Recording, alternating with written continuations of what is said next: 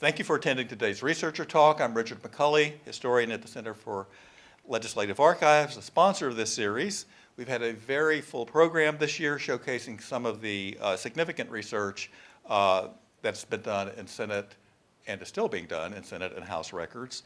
Today's talk is the 8th this calendar year, and we have one more in November when we will hear from Charles Stewart, political science professor at MIT, a longtime friend and supporter of this center, who will talk about his co-authored book with Wendy Schiller, Electing the Senate, Indirect Democracy Before the 17th Amendment, published by Princeton University Press. That ought to be a pretty good talk. I have been looking forward to hosting today's guest, Molly Michelmore, since I first saw her in action at last year's Policy History Conference, chairing a panel that included Ajay Mehrotra, who we heard from at the researcher talk last December, and that will include Carl Henry Geschwin, tax historian, who is in the audience today. Thank you for attending, Carl Henry, and we will hear from Carl Henry soon. Molly is an associate professor of history at Washington and Lee University and received her PhD degree from the University of Michigan.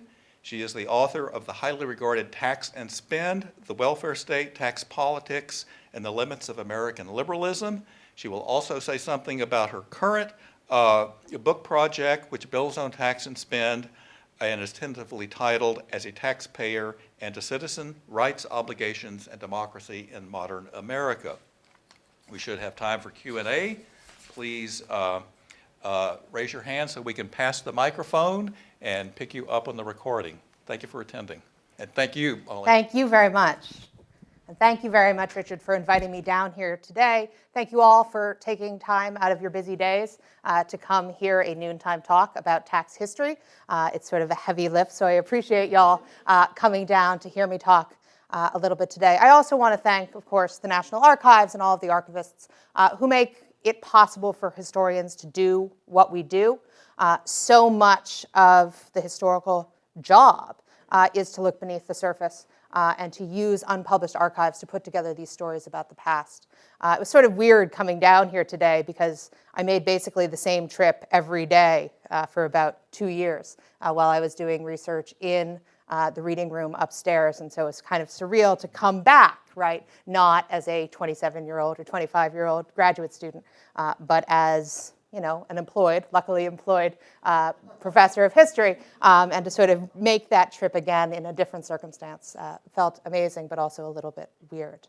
Today, I briefly want to sketch out the political history of the federal income tax, as well as talk a little bit about my book, as well as the ways in which the National Archives kind of helped me put together the story that I tell in the book about the relationship between taxes and spending policy, mostly in the post-New Deal period, so about 1936 to 1986, with the tax reform law of 1986 is basically the scope of the book. I'd also then like to offer some thoughts about how and why taxes have moved to the center of American politics and American political thought in the last 40 years, and the role that taxes and tax politics played both in sustaining the liberal order of the post-World War II period and in animating the conservative challenge to that consensus in the last 4 decades. First, a little bit about myself. Where's my clicker? Oh, it's right here. Doy. My interest in taxes grew out of my interest in the welfare state. I actually began my career in graduate school as a historian of the welfare state. I'd written my undergraduate thesis at Amherst College on mothers' pensions, which were a progressive era welfare program that sort of provided the basis for aid to dependent children, the first federal welfare program inaugurated in 1935 as part of the Social Security Act. But even as an undergraduate, it seemed to me that historians were insufficiently attentive to these questions of how you pay for this stuff, right? That there wasn't enough attention given to or thought about taxes in talking about the welfare state. After college and before graduate school, I came down to Washington, D.C., and I worked on the Hill for 2 years, first as a staff assistant over on the Senate side, and then as an LC and an LA over on the House side. And my boss on the House side worked on the Ways and Means Committee, and so I had some firsthand experience working with the kinds of issues that I would later deal with in my own scholarship. So I was able to translate some of this experience, and I wasn't his #1 LA on Ways and Means stuff. Basically, the stuff that he didn't want to deal with was the stuff that I got to do. But I did manage to translate some of that experience, particularly sort of familiarity with legislative process, into my graduate work. Over the course of my 6 years of Michigan, 3 of which I spent here in Washington, D.C., doing research at the National Archives here, as well as out at College Park, I began to understand that I was primarily a historian of the American taxing state, rather than of the US welfare state, although the two were and remain intimately connected, and it's this connection that I explore in my book. Over that same period, it was gratifying to see that others had recognized the importance of tax and tax politics as a field of historical inquiry. For one reason or another, historians have tended to leave taxes alone. We might be afraid of numbers. We've generally tried to outsource taxes and tax history to the economists, to lawyers, and sometimes to political scientists. But in the last 10 years, there has been a sort of blossoming of historical interest in taxes. Carl Henry, of course, is one of the leaders in that field. Ajay, who was here last year, has also done a great deal to bring taxes to the forefront of historical study. Tax and Spend relies heavily on archival research, particularly archival research done here at the National Archives, as well as in the Johnson and Reagan presidential libraries, and what was then the Nixon Presidential Materials Project. I was lucky enough to be here while Nixon's stuff was still here, so I didn't have to schlep out to Yorba Linda in order to look at all of his records. Of the records housed in this building, those of the Senate Finance and Ways and Means Committee were particularly important. I also looked at the records of the Joint Committee on Taxation, as well as the Joint Economic Committee. These records helped in putting together the history of the US income tax between 1945 and 1968, a period in which taxes did not always play a particularly visible role in national politics. These sources also helped me to put together a portrait of the community of tax and welfare experts who designed and implemented tax and welfare policy in the 2.5 decades after World War II. Congressional sources were particularly important in 2 chapters of the book that deal specifically with tax and welfare policy in the 1960s. These chapters depend heavily on the sources I found here, particularly staff memoranda prepared for the members of the Finance and Ways and Means Committee. I also became intimately acquainted with 2 men, Senator Russell Long here, who was the chairman of the, Senate Finance Committee. Oh, technology. You're my friend, but also my enemy. Richard, do you know what's wrong here? Senator Russell Long, who is chairman of the Senate Finance Committee, he was particularly active on welfare issues. He was a known opponent of AFDC, the Aid to Families with Dependent Children program that replaced ADC in 1961, as well as Wilbur Mills, the longtime chairman of the House Ways and Means Committee, and really the sort of emperor of all tax policy in the 1950s and 1960 period.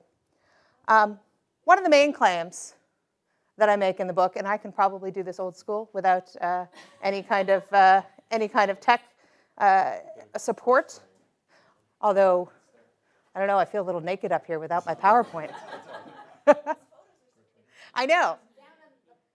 Is it down there? There you go. I always feel, I don't know if any of you remember this, but like when you were in elementary school, the teachers could never get the video to play. And you were always like, channel 3, it's on channel 3, like they were the stupidest people in the world. And I just feel like when you get to be a teacher, you suddenly lose your ability to use technology, even if you do it every day. So thank you very much. I hope that we don't have this particular issue again. So here's Russell Long talking to Johnson and potentially getting the Johnson treatment. And here, of course, is Wilbur Mills also talking to Johnson, and again, probably also getting the famous Johnson treatment.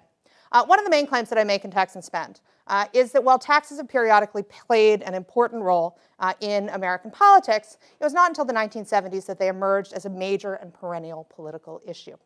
Although it's often assumed that Americans have always hated taxes and that American history can be imagined as a kind of 200-plus-year revolt against taxes, for most of the 20th century, income taxes were, if not exactly popular, then a relatively accepted part of the social compact.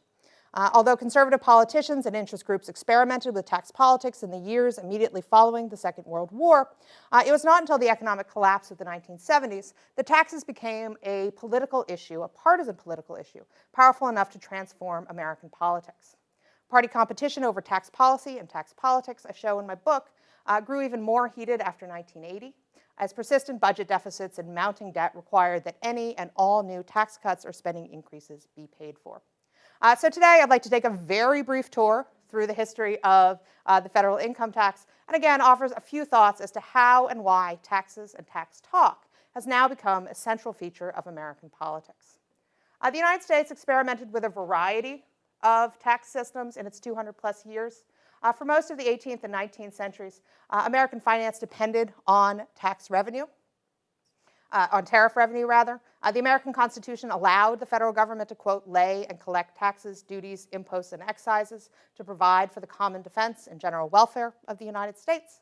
At the same time, however, Section 9 of Article 1 limited the national government's ability to impose any direct tax, except in proportion to the census. This limitation on the federal government's taxing power no doubt reflected the framers' fear of centralized power and political factions. Equally important, however, as historian Robin Einhorn has shown, these constitutional checks on the government's taxing power stem directly from the slave states' concern to protect that region's peculiar institution. Slaveholders, many of whom held key political positions in the early republic, feared that the non-slaveholding majority would one day use the federal government's taxing power to abolish slavery, essentially by making it prohibitively expensive. As Patrick Henry told his federal Virginians in 1788, as Virginia was considering whether or not to ratify the Constitution, a federal government with the power to tax might someday impose a federal slave tax, hefty enough to, quote, compel the southern states to liberate their slaves.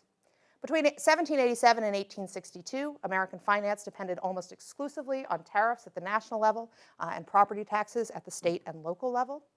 The American Civil War, however, was too expensive to pay for through these kinds of duties. To pay for the war, the Union imposed the nation's first income tax, which taxed incomes over $800 at a flat rate of 3%.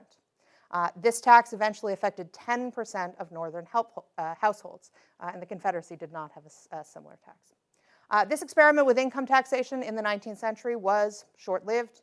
In the decade after the war, Congress allowed the income tax to expire. Tariffs again dominated national finance in the 2 decades after the Civil War. By the 1880s, however, a series of economic crises, as well as the post-Reconstruction return of the Democratic Party to national politics, weakened support for tariff-based finance and propelled a popular movement in favor of a progressive income tax. The progressive income tax was first introduced by the People's or Populist Party, the platform and representatives of which were shown in that picture. And that Populist Party platform, introduced in 1892, included a plank endorsing a, quote, graduated income tax to restore the government of the Republic to the hands of the plain people with which class it originated. Democrats soon co-opted parts of the populist agenda, including the progressive income tax. In 1894, Congress approved a 2% income tax on incomes over $4,000. This tax, as we probably all know, survived only 1 year. In 1895, the Supreme Court found that tax to be unconstitutional in its controversial 5-4 ruling, Pollock versus Farmers Loan and Trust. Despite the court's ruling, however, progressive income tax remained a popular policy, thanks in part to rising concerns about the unequal concentration of economic and political power in the hands of a very small elite. Party politics followed popular support.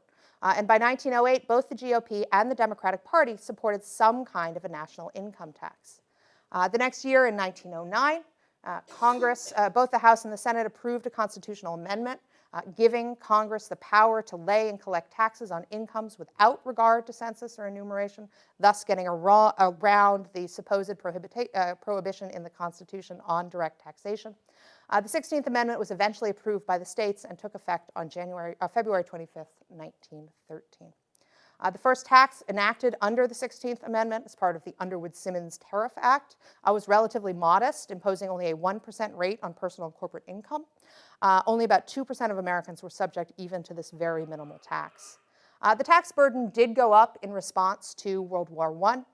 However, the World War I system still only affected about 15% of American families at its height, and it did not survive the war emergency. Treasury Secretary Andrew Mellon, the White House, and Congress agreed throughout the 1920s to roll back most of the wartime changes to the tax system. Even the Great Depression didn't bring the income tax to the majority of people.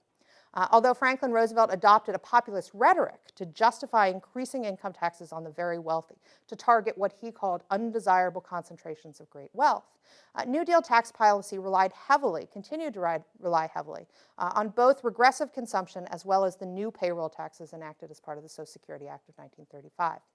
Excise taxes on liquor, which had the benefit of already being on the books, but having been in abeyance because of Prohibition, became effective again in 1933 and generated huge amounts of revenue for the federal government. In 1936, for example, federal liquor taxes raised $1.5 billion. That same year, the income tax raised only $1.4 billion. The federal income tax did not move to the center of American politics until the Second World War. Planning for a war tax had begun as early as 1939, but of course Pearl Harbor dramatically increased pressure for new federal revenues. Instead of excess profits or a new general sales tax, Congress and the administration agreed to keep the personal income tax at the center of American finance. The new law lowered the personal exemption level and so transformed the income tax from a class tax, which had been paid by only a very small minority of very wealthy taxpayers, to a mass tax that affected the middle and even working classes. Between 1939 and 1945, the number of individual taxpayers grew from 3.9 million to 42.6 million. Over that same period, income tax collections grew from only 2.2 billion to 35.1 billion. The 1942 law thus transformed millions of Americans almost overnight into taxpayers. To sell this new tax system, and we have sort of examples of this here, the federal government explicitly tied tax paying to wartime patriotism. The campaign to convince Americans to pay their taxes to beat the Axis enlisted the help of such pop culture luminaries as Irving Berlin, who wrote this song, "I Paid My Income Tax Today," which every time I play it in class, right, gets into my head for the rest of the day. Irving Berlin, Danny Kaye, Roy Rogers, and even Donald Duck, who starred in 2 short films produced by the Walt Disney Company for the Department of the Treasury. And in these films, The New Spirit and The Spirit of 43, Donald Duck pays his taxes. They're actually really interesting. You can find them on YouTube fairly easily. They answer a lot of questions that you might have about Donald Duck. For example, he is an actor. If people didn't know that. It doesn't explain why he doesn't wear pants, but it does explain what his job is. It explains his relationship to Huey, Dewey, and Louie. He does claim them as dependents on his tax form, although I believe that they are just his nephews. But these films and this public campaign in general, right, tend to extol the virtues of the taxpayer citizen. And the campaign was remarkably successful in selling this new income tax system. Public opinion polls indicate that Americans felt that their taxes were fair and that their tax dollars were helpful with the war effort. This time, unlike after World War I, the wartime tax survived the return to peace. Taxes, of course, were not universally popular. In the late 1940s, the GOP did try to use tax politics to recapture Congress as well as the White House. Party leaders hoped to use tax politics to appeal to members of the emerging American middle class, those men who, quote, own things or aspire to own things, and resented having to pay for New Deal or Fair Deal programs that they felt did not directly benefit them. Despite GOP claims that its tax politics reflected the demands of middle-class taxpayers, however, most of the pressure for tax relief came not from ordinary voters, but rather from organized business groups who mobilized quickly after the war to roll back what they viewed as onerous and unfair excess profits and corporate taxation. The role of business interests in anti-tax politics in this immediate post-war period is particularly clear in the surprisingly successful, though ultimately failed, movement to amend the Constitution to cap the top rate at 25%. Although supporters of the tax limitation amendment claimed that theirs was a spontaneous, unprompted, or voluntary grassroots movement, the campaign was paid for by some of the nation's largest corporations, including the Mellon interests, the DuPont, Republic Steel, Standard Oil, Texas Oil, as well as the Joe Pugh Sun Oil interests. This tax limitation campaign, of course, failed, but not before it introduced significant changes, I think, into the way that people talked about and thought about taxes and their relationship to citizenship. It was during this campaign that the business lobby succeeded in redefining American citizens as taxpayers, a practice that politicians have followed ever since. And we can see this in talking about, in the way in which liberal politicians talk about, for example, the war on poverty in the 1960s. They talk about this as a campaign to transform tax eaters into taxpayers. And that's not a kind of language that you see as much before this period. The leaders of the campaign may have failed in their quest to amend the Constitution to limit taxes, but in the process they had, as Isaac Martin has rightly pointed out, quote, pioneered much of the anti-tax rhetoric that would come to dominate American politics at the dawn of the 21st century. It is important to note, however, that this rhetoric didn't totally resonate with the public. Voters were happy to support tax cuts if you asked them, but they generally didn't demand them. Indeed, for much of the early post-war period, voters seemed to have little interest in tax relief. Indeed, one of the largest post-war tax cuts, the Kennedy-Johnson tax cut of 1964, was basically an inside the beltway kind of a production. The loss stemmed from the Kennedy administration's concern that the United States economy had underperformed in the 1950s. Kennedy and his advisors, working closely with a group of tax experts arranged around Mills and the Ways and Means Committee, hoped to use corporate and individual rate cuts to expand, quote, American productive capacity at a rate that shows the world the vigor and vitality of a free economy. And every time I want to do a Kennedy accent when I read the word vigor, but I try not to. Public interest in the tax cut measure, however, was lukewarm at best. The Kennedy administration actually had to go out and gin up public support for this across-the-board tax cut. According to the New York Times, few taxpayers were, quote, eagerly awaiting more money in their pocket. The Wall Street Journal lamented that the, quote, tax cut fever they had predicted failed to materialize. According to one Kennedy administration insider, the White House had to do more to, quote, convince people that something personally helpful is good for the country. Even the creation of two groups, the Business Committee for Tax Reduction and the Citizens Committee for Tax Reduction and Revision, did little to convince the public of the need for prompt congressional action on the tax cut proposal. So then the big question is, right, what changes? What changes, particularly between 1964 and 1969, when taxpayers inundated the White House and Congress with demands for tax reduction that, according to one observer, rivaled student protests against the Vietnam War? How did tax politics move to the center of national political agenda? How did an issue that once had been the province of a relatively small insular group of tax experts become the stuff of national campaign? First, the post-war boom ended. By 1968, inflation was rising, productivity was flagging, wages stagnating, and employment was ticking upward. All of these trends would worsen over the course of the next decade and a half. These economic changes, particularly inflation and the rising cost of living, sensitized taxpayers to the size of their tax bills.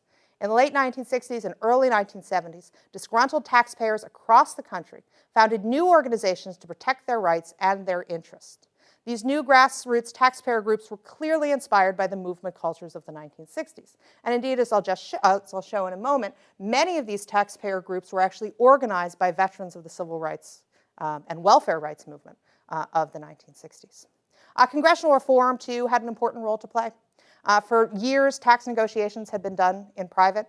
Ways and Means deliberations were closed to the public. Tax bills were brought to the floor of the House only under a closed rule, which didn't permit any amendments. The committee's control over the tax agenda had augmented the power of a small group of tax experts and had shielded tax policy from public opinion. And of course, Julian Zellizer's book, Taxing America, does a great job of talking about this period in American history, and particularly the role that Wilbur Mills and the Ways and Means Committee played in building the American state and the peculiar way in which that American state was built. Congressional reform designed to increase transparency and accountability in combination with Mills' very public fall from grace, opened the door for increased public participation in tax policy and politics. Perhaps most important, however, to the politicization of tax policy was the collapse of the Democratic coalition after 1968. Hubert Humphrey's defeat that year, widely interpreted as a repudiation of New Deal and Great Society liberalism. After that defeat, activists and strategists and office seekers on both the left and the right sought out ways to construct a politically viable alternative to what historians call the New Deal order. While leading Democrats looked for ways to reinvent the party and offer a coherent post-Great Society agenda, GOP leaders sought out ways to consolidate and build on the party's recent success with the white working and middle classes of what Richard Nixon famously called the silent majority. Tax politics held out hope for both the left and the right then in this post-68 period. And as you can see from this chart, taxes became increasingly important to both parties' platforms between 1960 and 1980, going up from sort of 6 mentions right in the Republican platform here in 1960 to over 144 times the word tax or taxes or taxation comes up in 1980. But you can see a general increase in the platforms of both parties over this period. For Democrats, liberals, and progressives, tax politics offered a way for the party to appeal to the economic interests of the white working class without abandoning the party's new social and racial liberalism. Tax politics, Canadian-leading progressive strategists hoped, would fuse together the, quote, base economic interests of the black and white working and middle classes by fomenting a populist revolt against those, quote, people, classes, and institutions which possess an illegitimate amount of wealth and power. The first inkling of a national rather than state or local revolt against taxes came in early 1969 when officials in the outgoing Johnson administration published a list of some 200 tax millionaires, they were called, who had used loopholes in the tax code to reduce or even to eliminate their federal tax bills. The Treasury report helped to mobilize taxpayers already sensitive to the amount of taxes they were paying thanks to the 10% surcharge that had been passed to offset the cost of the war in Vietnam the year before. Frustrated taxpayers flooded Congress and the Nixon administration, which had only been in the White House for less than a month when all of this hit the fan, with letters demanding that tax privileges for the rich be eliminated and ordinary taxpayers' burdens be reduced. This campaign was remarkably effective. By the end of 1969, Congress had approved a significant tax reform package, despite Nixon's repeated veto threats. This victory provided Democratic liberals with an unexpected victory in an otherwise grim political season. Looking to the future, Democratic strategists hoped that tax fairness might provide the party with a way to win back the loyalties of the white working and middle classes. Capitol Hill Democrats heralded the bill as a triumph for the middle American, those men and women who were, quote, trying to meet the payment on a home and rear a family of children, and for too long had been taking it on the chin. The passage of this 1969 law did not quiet taxpayer anger. To the contrary, the year-long campaign for tax reform actually enlarged the scope of the grassroots taxpayers movement by bringing the attention of newly formed tax organizations to the issue of fairness in the federal tax code.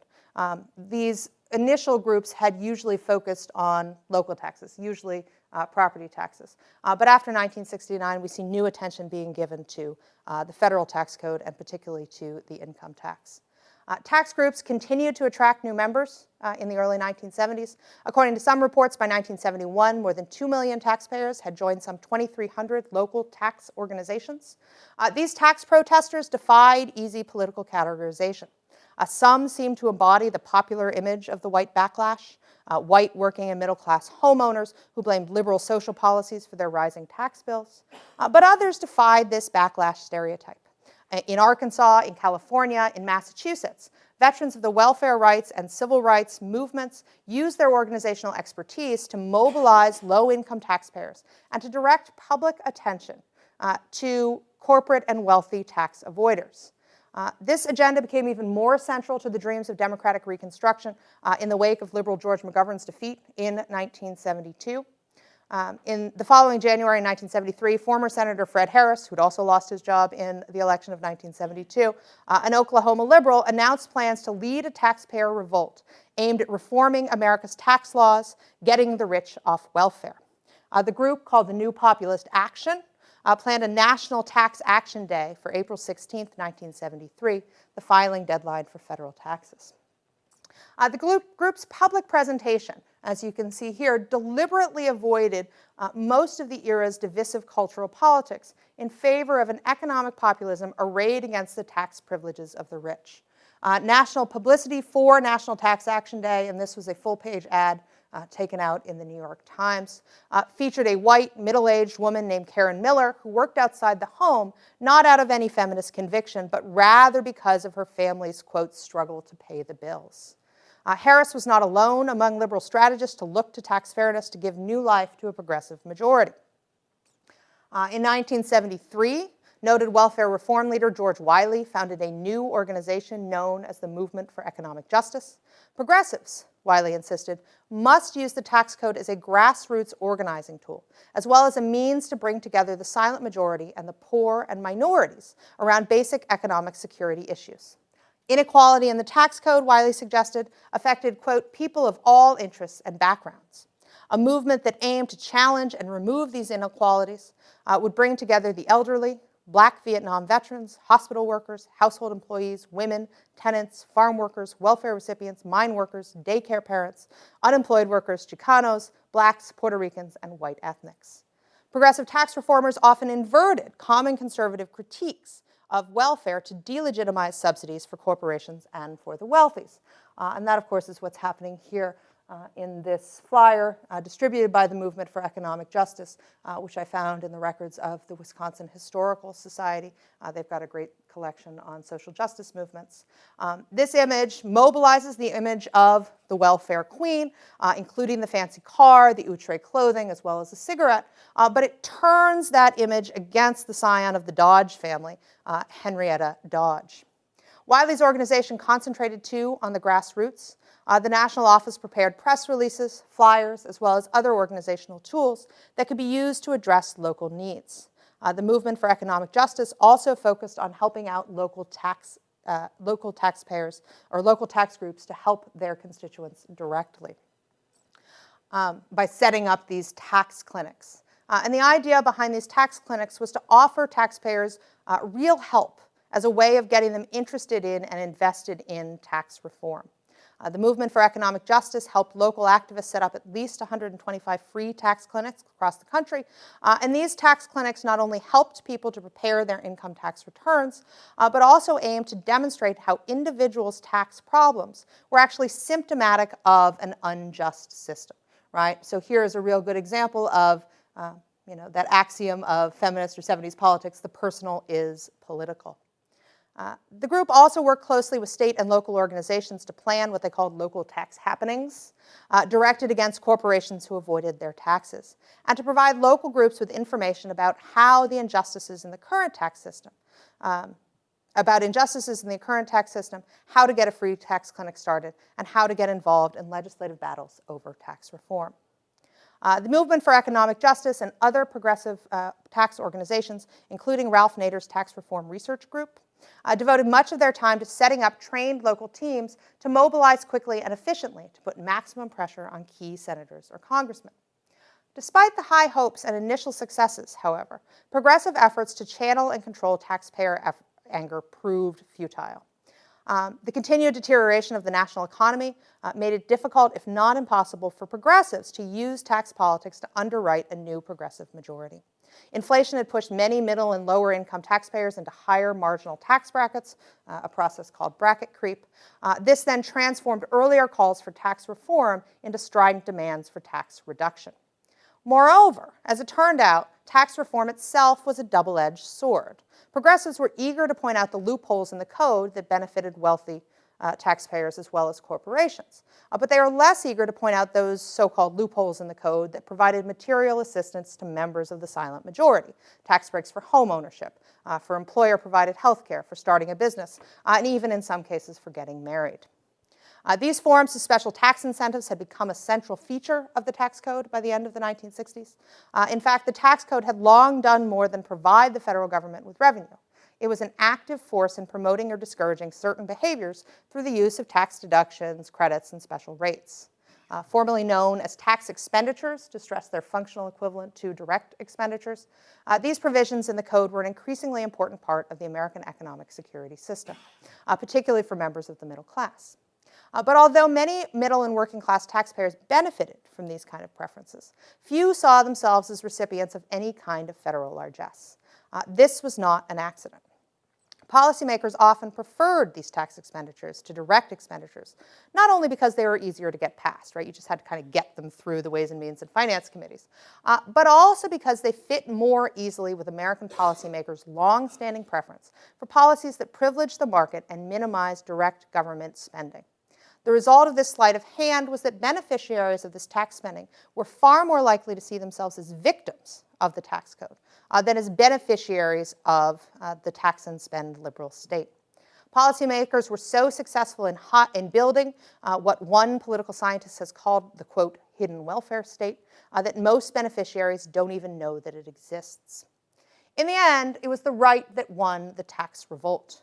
Responding to the reintroduction of tax politics during the 1972 Democratic primary, GOP strategists developed and deployed a persuasive political story that blamed rising tax burdens almost exclusively on irresponsible and wasteful Democratic spending programs.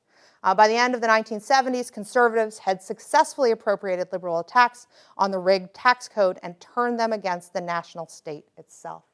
And here we have just a couple of examples from the archives. This might be of interest to you, Carl Henry, insofar as it is notes from a meeting with President Nixon. John Ehrlichman took notes, copious notes on all of the meetings that were held in the White House. And here they're talking about the VAT and essentially taking the VAT off the table because they don't want to be seen as advocating any kind of a tax increase. Pat Buchanan, not surprisingly, was particularly forward in advocating the politicization of tax politics in the 1970s, and particularly in developing a political rhetoric which pitted the interests of taxpayers against those of tax eaters, namely welfare recipients, who by the early 1970s had become a sort of despised and racialized group. Right? And so the politics of taxation in the early 1970s takes on a racial dynamic that is sort of reinforced in this kind of a discourse. This putative competition between taxpayers and tax eaters on the rolls has animated conservative politics for decades, and it even spawned a novelty board game. And here's sort of an aside, right, and a good example of the serendipity of historical research. I didn't go looking for this game. I did not know that this game existed. But the year I was hired, another member of my department, a noted pack rat named Jefferson Davis Futch III, which gives you a sort of sense as to how old he is, was retiring. And you know, he'd had generations of students give him things. And this was one of the things that one of his students had given him, sort of a parting gift, I suppose, in 1980. And he found this game while he was cleaning out his office, and he gave it to me. Introduced in 1980, Public Assistance, Why Work for a Living When You Can Play This Great Welfare Game, translated the rage, alienation, and frustration of the silent majority into a board game. Modeled after Monopoly, the games were pretty simple.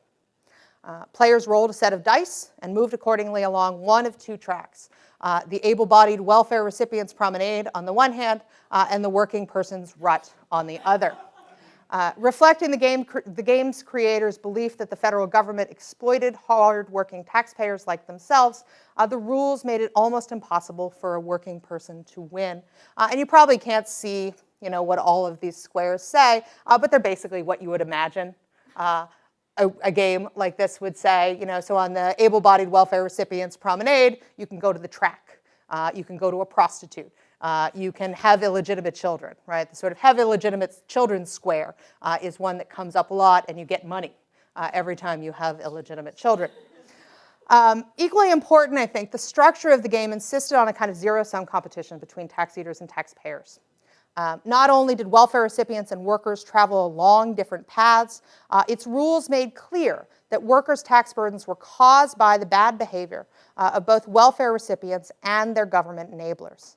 Anytime a player on the welfare promenade landed on a have an illegitimate child square, each player in the working person's rut had to pay that player $50 out of his or her own pocket. And at the end, right, if you're on the working person's rut and you end up with money, it's then taxed away, I think, at about 40%. So it's basically impossible to win if you get stuck on the working person's rut here. And here are just some examples of the kinds of things, the kinds of situations that might come up over the course of your play in the welfare game. Right? So working person's burden, you are up for a high-paying promotion, but a government affirmative action rules require that a disadvantaged minority homosexual Buddhist female be promoted over you. Lose $500. Welfare benefit, congratulations. You are a very young grandparent. Your eldest illegitimate child now has an illegitimate child of her own. Collect $100. Benefit when you reach or pass the first of the month. And so, I mean, these are not extreme examples of the kind of situations that you come across when and if you get to play the welfare game. And what's sort of interesting is that I think this game wasn't really an outlier, right? It captured and represented a kind of conventional wisdom about the relationship between taxes, welfare, and the liberal state. The tax revolt by 1980 had decisively turned to the right. And that's kind of where tax and spend ends, right? It ends with the Reagan Revolution. It ends with Ronald Reagan's election in 1980. It talks a little bit about tax reform in 1986, but not that much. And then in the epilogue, I talk a little bit about the kind of stalemate in contemporary politics over the issue of taxation. And my next project sort of grows out of parts of tax and spend, questions that came up but I was unable to answer within the scope of the book. And it also comes, at least in part, and I owe my experience on the Hill, the title of the book owes to my experience on the Hill. Because every time anyone, I was a low-level staffer, right? So I answered a lot of letters and I answered a lot of calls. And every time anyone called for anything, it didn't matter what it was, right? They could be a sort of right-wing guy calling for border security, or they could be, groups of progressive nuns wanting us to close the School of the Americas. And they would always preface their demands with, as a taxpayer and a citizen, I demand that you do X, right? And it seemed to me that that was a really interesting way of phrasing your claims on the state, of phrasing your relationship to the state, right? So what is it about American politics? What is it about the American experience that makes that taxpayer identity so salient? And is this something that is unique to the United States? Is this something that is unique to the last 4 decades? Where does this come from? And so that's kind of what I'm looking at in my next book, which, as I said, is tentatively titled As a Taxpayer and a Citizen. Toni Morrison has recently argued that this kind of taxpayer citizenship is ultimately a cramped one because it requires you essentially to buy in, right? It requires you to have some skin in the game in some ways. She was quoted in a recent interview of kind of lamenting this transformation of American citizenship into an identity that was solely associated with tax-paying citizenship. And I think, there's something to be said for this. But my research agenda kind of want to looks at the ways in which the taxpayer identity has been used to push back against a sort of cramped definition of citizenship. Looks at the ways in which sometimes marginalized groups are able to claim their taxpayer identity in order to push open the boundaries of American citizenship. So this book will focus on how various groups, including women, African Americans, property owners, pacifists, anti-war activists, immigrants and anti-immigration activists, the poor, gay men and women, have used both their political and legal identities as taxpayers to affect policy changes and to expand or defend existing definitions of citizenship. Although the defense of taxpayers' rights is almost always associated in contemporary America with the political right, historically progressives as well as conservatives have been able to mobilize this kind of a language.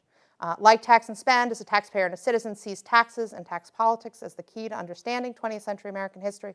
But where my first book focused largely on elite policymakers and agenda setters in the post-New Deal period, this new project will include grassroots mobilization as well as national lawmakers, and will look at political as well as legal defenses of taxpayers' rights, and hopefully will span the entire 20th century. The first piece of this new project I've been working on, and is currently under review at the Journal of Women's History, is on the politics of the so-called marriage tax penalty. which becomes a sort of big political issue in the 1970s, and looks at how gender, the family, and taxes combine to play a critical role in the realignment of American politics in the 1970s.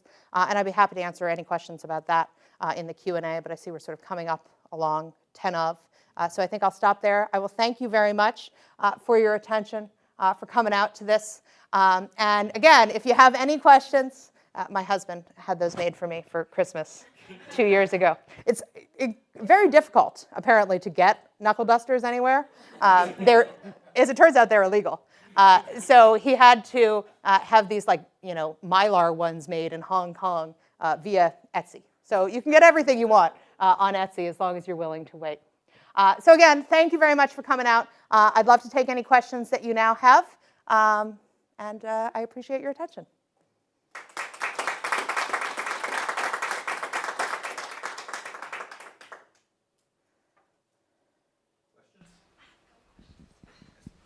It'd also be great to know who everybody is so that I know who I'm talking to.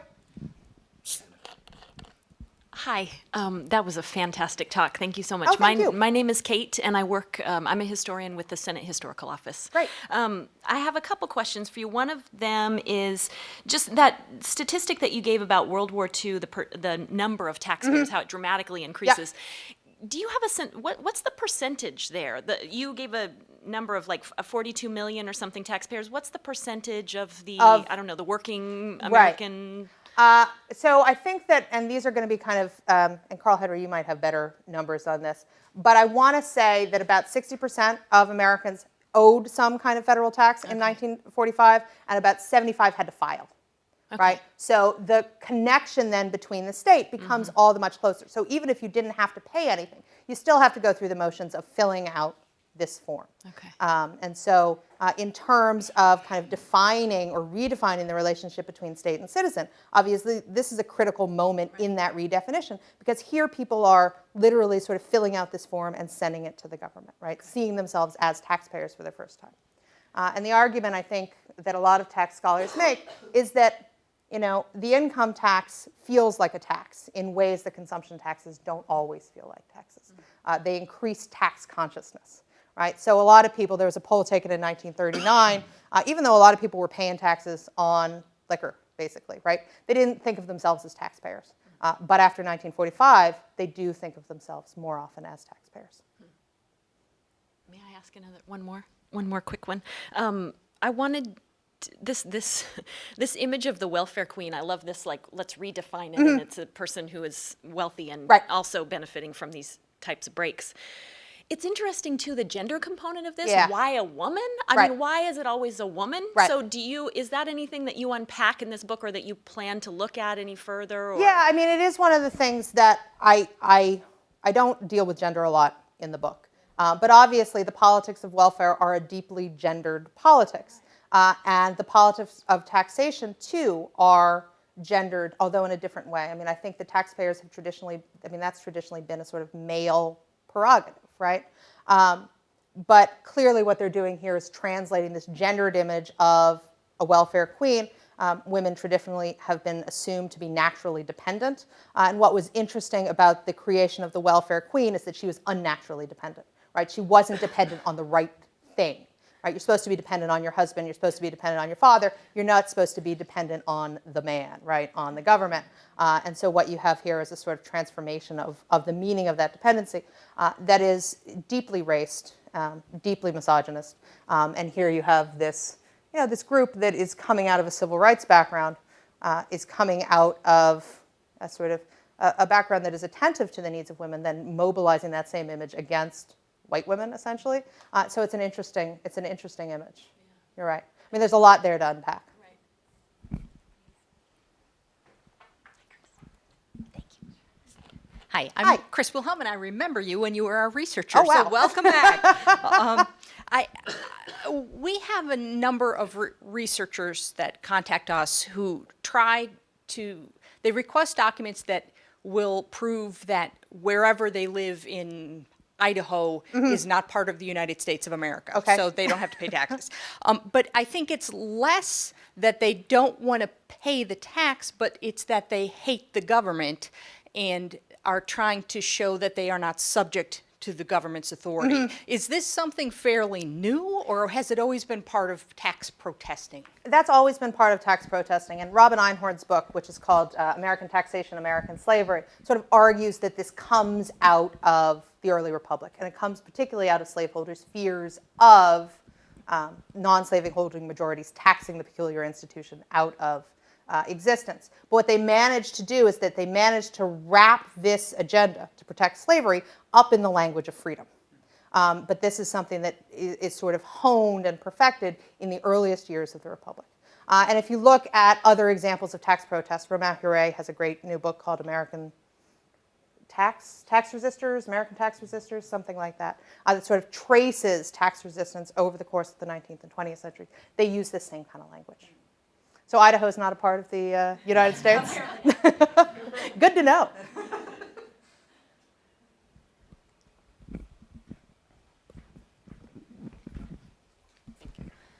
Amanda Moniz from the National History Center and American Historical Association.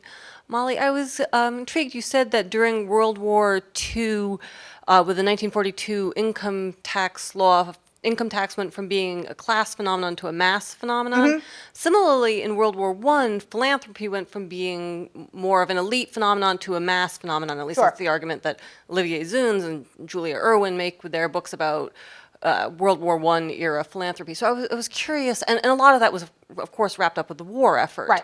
So I was curious if you have any sense if there's a connection between philanthropy having helped turn ordinary Americans into people who were helping to fund, sort of intentionally helping to fund government priorities. Right. If there's any kind of connection to the philanthropic experience and the tax experience. I do not know. I mean, that's a really good question, but it's not something that I have encountered or thought about.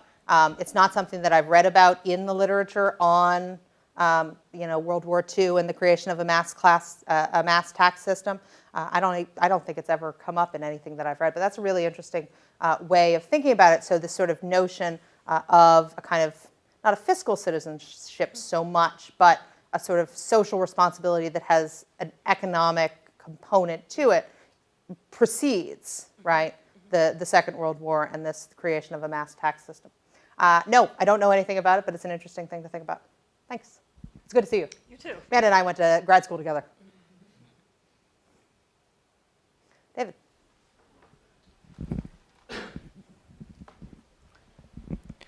Hi, I'm David Lenter with the Joint Committee on Taxation. So I was wondering whether any of your work to date or any of your work on your new project will have a comparative element. I work on international taxation. I take it one strand of your book is that the progressive tax movement sort of died by the 1980s. If we come forward to today and we look in Europe, for instance, it seems to be much more of a civil society movement about taxation. So we read stories here about big U.S. multinational companies not paying much tax, and maybe some people get upset about that, but it doesn't seem to me to be as big a grassroots phenomenon as it is in Europe. And so I wondered if you've sort of looked comparatively historically. Yeah, well, I mean, I think that in terms of making this argument about this relationship between taxpaying and citizenship being something that is uniquely American, you need to make those sorts of international comparisons. And I've started to do a little bit of that in this piece on the marriage tax penalty, just basically using the research of others, kind of comparing the ways in which the United States tax families or taxes married couples as the sort of appropriate taxable unit, and the ways in which other OECD countries do.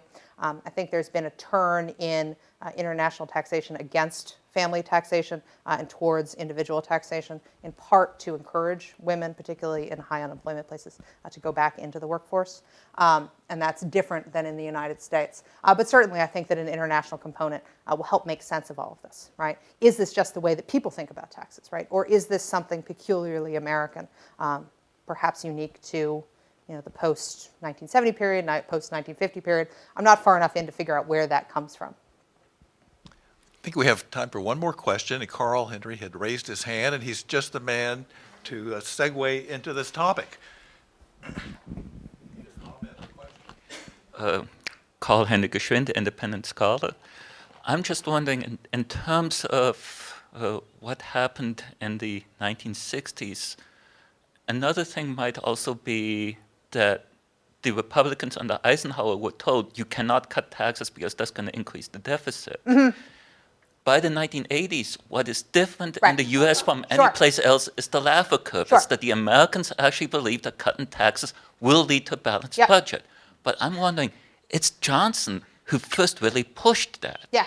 Well, and Kennedy too, right? I mean, the rationale behind the 1963-1964 tax cut is that we need to cut these taxes in order to grow the economy, right? So they make this very explicit argument that cutting taxes now will actually increase federal revenues. Now, it's not exactly supply side, right? Because these are demand side cuts mostly, right? They're cuts geared towards the middle and working classes. Now, there's a huge investment tax cut that comes in 1962 that's sort of the predecessor of this major income tax reduction. But yeah, they're using that argument. And actually, if you look at the records from 1978, 1979, when Jack Kemp is pushing the Kemp-Roth, which is a 30-30-30 tax cut, a massive sort of supply-side tax cut, he calls it basically a continuation of the Kennedy tax cut. He never calls it the Johnson tax cut, right? Because he doesn't want to get associated with the Johnson administration, but he calls it the Kennedy tax cut. Says, I'm just doing what the other Jack did, right? What the other Jack K did, and we're sort of bringing this up into the 1970s. But I think you're right? One of the things that happens too is that fiscal conservatism comes to mean something very different by the end of the 1970s than what it did in the 1950s. And if you actually look at the debates over the 1964 cut, it's the Republicans that are saying, no, no, no, you can't do this because we can't afford it, right? We'd love to cut taxes, but look at all of the stuff you want us to pay for. We can't cut taxes now. And of course, with the introduction of the Laffer curve, with the sort of collapse of the Keynesian consensus, with the introduction of supply-side economics, it figured out, or sort of politicians figured out a way around, not really, but a way around that potential rhetorical obstacle. And I do talk about that in the book. And the book is here. We have a few copies. Dennis Braden, who is the book acquisition person in the gift shop, was not able to be here today, but he got them directly at a discounted rate, and then he made another discount. And so this is a highly discounted book, doubly discounted, but an extraordinary eye-opening book. You really should read the book to get, Molly goes into this deeply about the anomaly of how Americans hate taxes, but they love all the things taxes give them. And they don't quite get that for all the reasons you lay out in here. It's a wonderful book, and this was a wonderful presentation. Oh, fantastic. Thank you. Thank you so much. Thank you so much for having me. Thanks for coming, guys.